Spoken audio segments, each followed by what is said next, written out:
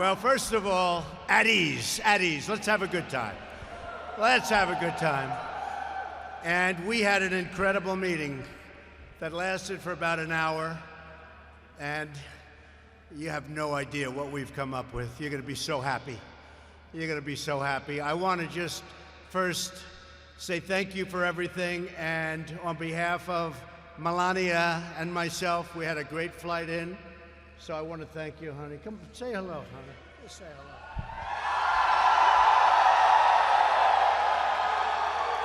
I'm very honored to be here tonight. Thank you for your service, for your sacrifice, and keeping us safe and free. I'm very proud of you, and on behalf of our nation, I'm wishing you a Merry Christmas and a happy and prosperous New Year. Thank you again, and to your families.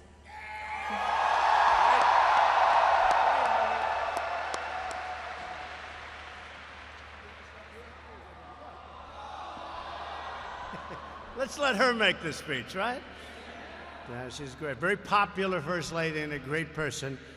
And I want to thank General LaCamera for the incredible job he's done. And I was just saying we had a meeting with him and some of your great representatives. And we have some ideas that are more than ideas that are going to be just, do we like to win? Do we like to win?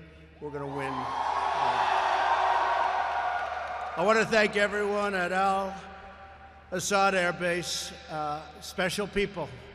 We came in, we felt very safe coming in. It was a pretty difficult journey in certain ways, but we felt very, very good, very safe.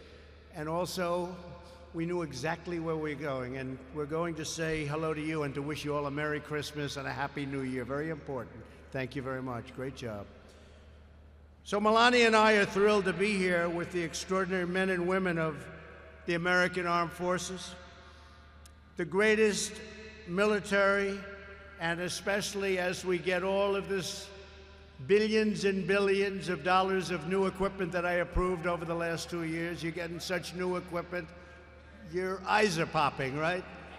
Your eyes are popping. You're getting the best equipment in the world. As you know, it was being very rapidly depleted, and it wasn't good, and we weren't going to let that happen to you or to our country.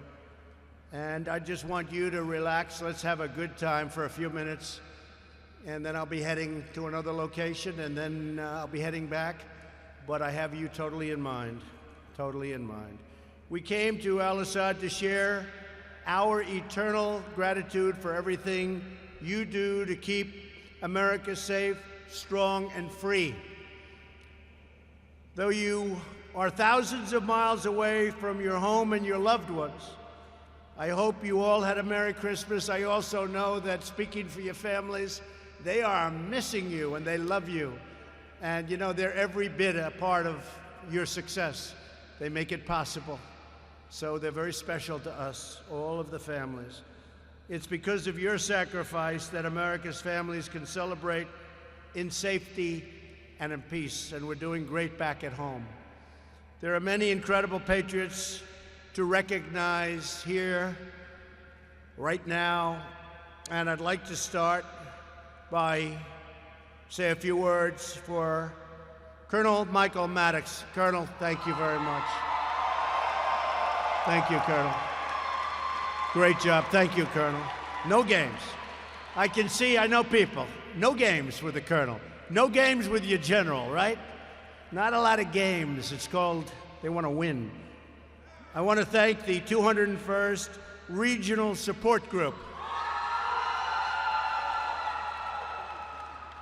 One that everybody knows of, even back in the States, Task Force Thunder and their Lieutenant Colonel Kent Park.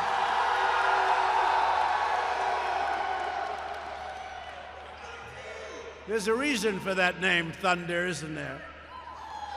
The 443rd Air Expeditionary Squadron and their great commander, Major Dicey Ritz. Where's Dicey? Thank you. Great, fellas. Great. The 1st Expeditionary Rescue Group and their commander, Colonel Michael Gurshard. Where's Michael? Thank you. Thank you, fellas. The 3rd Cavalry Regiment and their commander, Colonel Jonathan Byram. Brigadier General Austin Renforth. Where's Austin? Austin. Thank you, Austin. Thanks, Austin. Everyone at the Special Operations Joint Task Force. Thank you. Where the hell are they? And all personnel who reside at Camp Havoc. You know what that means, Camp Havoc. Also joining us this evening is the U.S. Ambassador to Iraq, Douglas Silliman. Douglas, thank you very much. Great job, Douglas. Great job. The courageous men and women at Al-Assad Air Base are on the leading edge of our fight to vanquish America's terrorist enemies. You know that.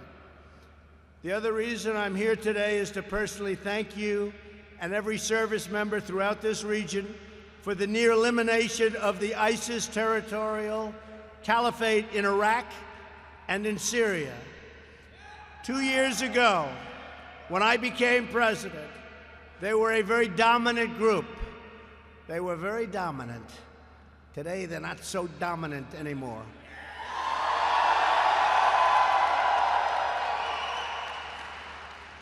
Great job.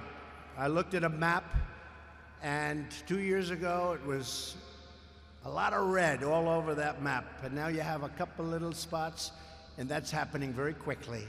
That's happening very quickly. You'll be seeing that. I want to just say great job. And we'll be watching ISIS very closely. We'll be watching them very, very closely. The remnants of ISIS. No enemy on earth can match the awesome strength of American soldiers, sailors, airmen, and Marines. Nobody's even close. And nobody is even close in terms of our equipment. We make the greatest equipment in the world.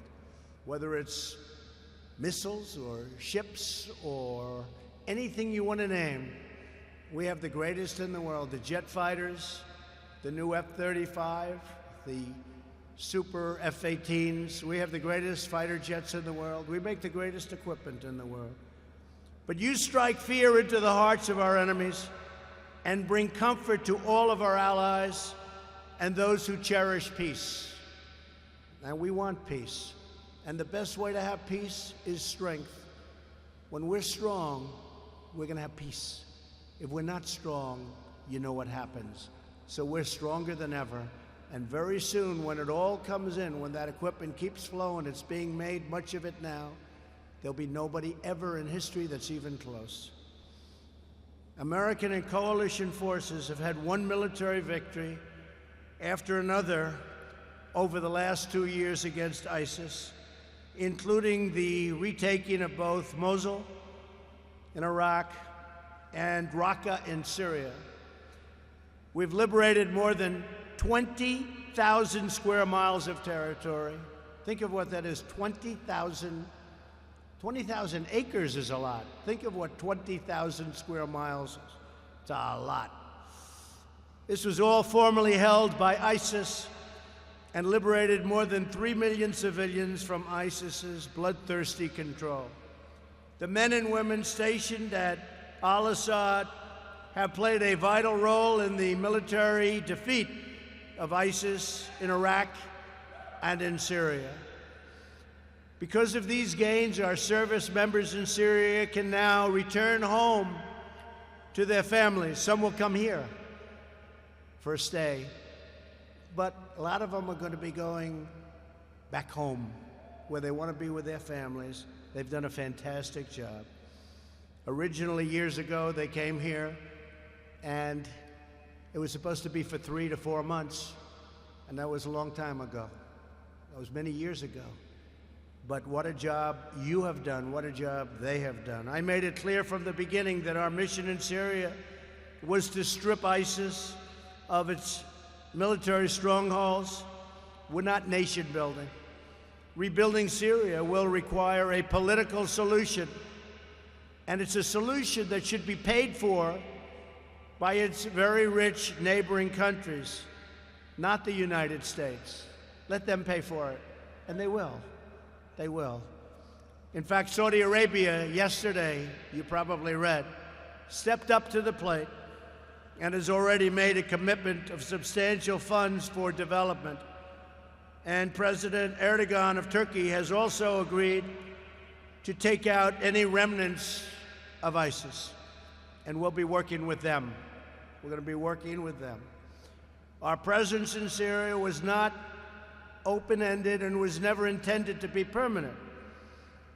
8 years ago, we went there for 3 months, and we never left.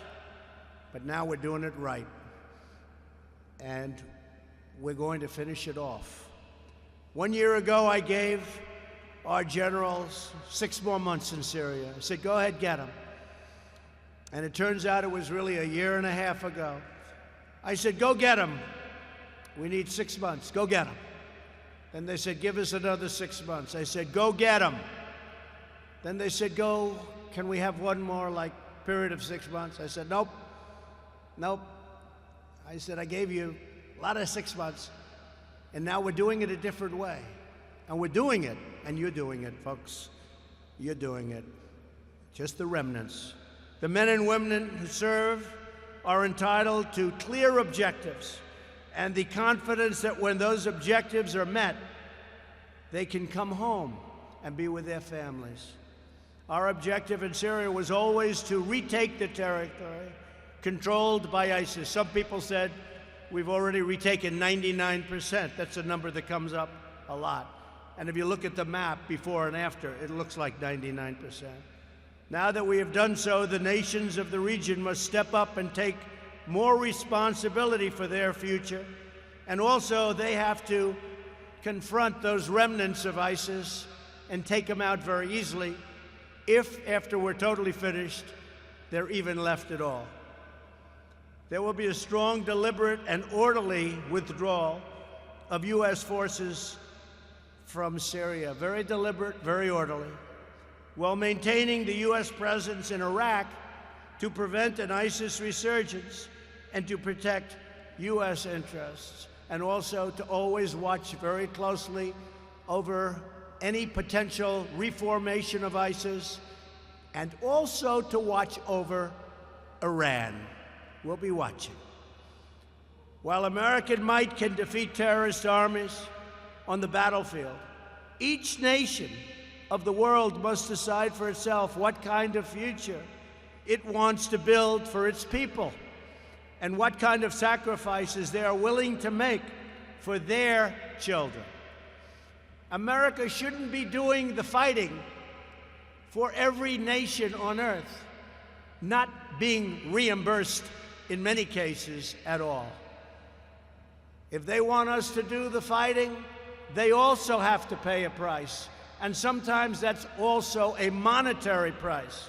So we're not the suckers of the world. We're no longer the suckers, folks. And people aren't looking at us as suckers. And I love you, folks, because most of you are nodding your head this way. We're respected again as a nation. We're respected again. America is safer and peace is more possible because of the incredible courage and devotion of every patriot here tonight. Some people say, well, maybe somebody comes from the area and they hit us on our homeland. If that happens, they will suffer consequences over here like nobody has ever suffered before. Let me just tell you, and I hope they hear that loud and clear, and that's not a threat, that's going to be a fact. If anything should happen at all, nobody will ever have suffered the consequences that they will suffer. Just remember I said it. We will honor, you're welcome, you're welcome. We will honor your service by doing everything in our power to defend our homeland and to stop terrorists from entering America's shores. And that includes strengthening of our borders. I don't know if you folks are aware of what's happening. We want to have strong borders in the United States. The Democrats don't want to let us have strong borders. Only for one reason. You know why? Because I want it. If I said, you know, I think just standing here looking at all these brilliant young faces, these warriors, you're warriors. You know, you're modern-day warriors. That's what you are. But he gave me an idea, just looking at this warrior group. I think I'll say, I don't want the wall. And then they're going to give it to me. I figured out the solution. First Lady, tell Nancy Pelosi, I don't want the wall. Oh, we want the wall. And then we get the wall. That's another way of doing it. That's another way of doing it. Now, we have to have it. And, you know, not only human trafficking, drugs, illegals, a lot of criminals, bad records. We've seen murderers come in through the, you saw what happened with the caravan, as we call it, caravan of thousands of people. And by the way, our Border Patrol did an incredible job, and our military did an incredible job, and local law enforcement on the various parts of the border did an incredible job. And those caravans are slowly breaking up, and they're going back where they came from, and they have to come into our country legally. And that's what you're fighting for. You know, when you think about it, you're fighting for borders in other countries. And they don't want to fight the Democrats for the border of our country. Doesn't make a lot of sense. At this sacred time of the year, our thoughts turn to the American heroes who gave their last breath in defense of our country, including the 7 brave souls who perished last March on the Jolly 51 rescue helicopter. You know exactly who we're talking about. Some of you were great friends of theirs. Through their incredible sacrifice, our fallen heroes have achieved immortality. That's what it is. It's immortality. Immortality. They will live forever in the hearts of their countrymen, in your hearts, and in the history of the United States of America. They will live forever. The dignity and glory of the American warrior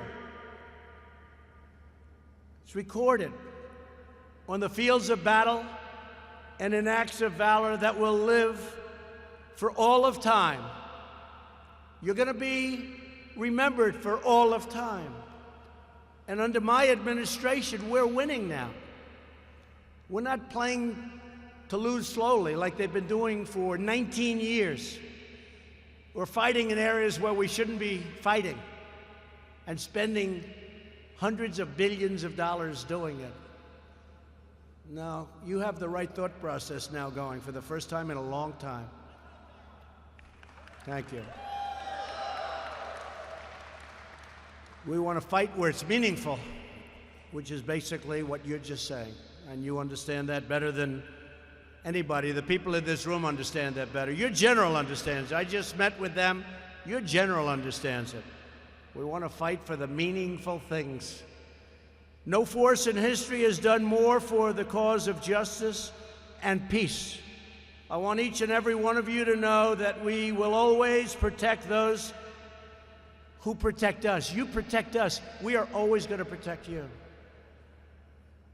And you just saw that because you just got one of the biggest pay raises you've ever received, unless you don't want it. Does anybody here? Is anybody here willing to give up the big pay raise you just got? Raise your hand, please. Oh, I don't see too many hands. Okay. Don't give it up. It's great. You know what? Nobody deserves it more. You haven't gotten one in more than 10 years. More than 10 years. And we got you a big one. I got you a big one. I got you a big one. They had plenty of people that came up. They said, you know, we could make it smaller. We could make it 3%. We could make it 2%. We could make it 4%. I said, no. Make it 10%. Make it more than 10%. Because it's been a long time. It's been more than 10 years. Been more than 10 years. That's a long time. And, you know, you really put yourselves out there, and you put your lives out there. So congratulations. We're fighting every day to ensure you have also the tools, the equipment, the training, and resources that you need to fight and to win. We don't play prevent defense anymore. We're not doing that.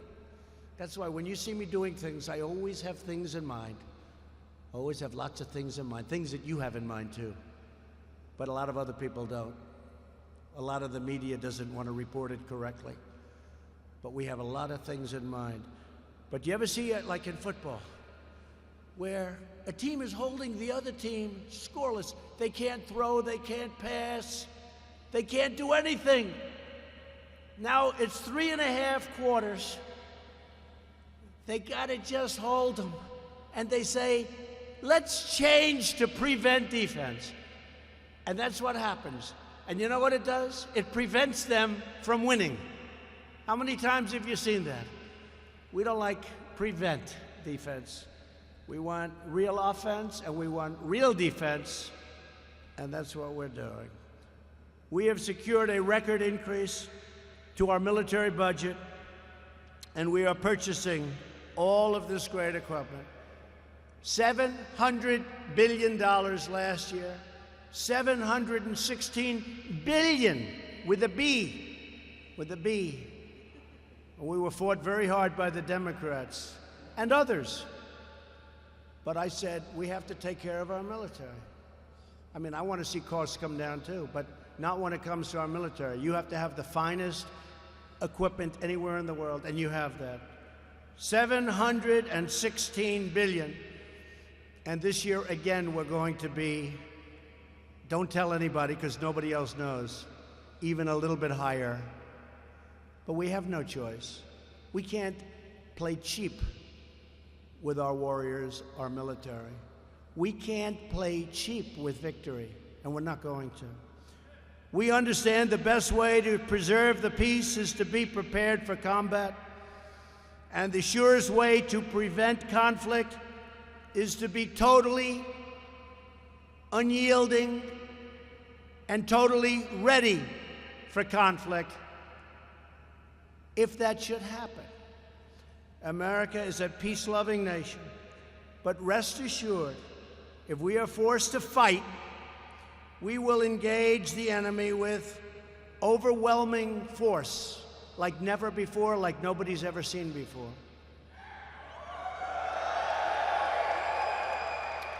There is no military more capable, and now more lethal, more fearless, and more skilled than the United States Armed Forces. Nobody is even close. Our faith and confidence in you is absolute and total. You are the sentinels who watch over our nation. You are the warriors who defend our freedom.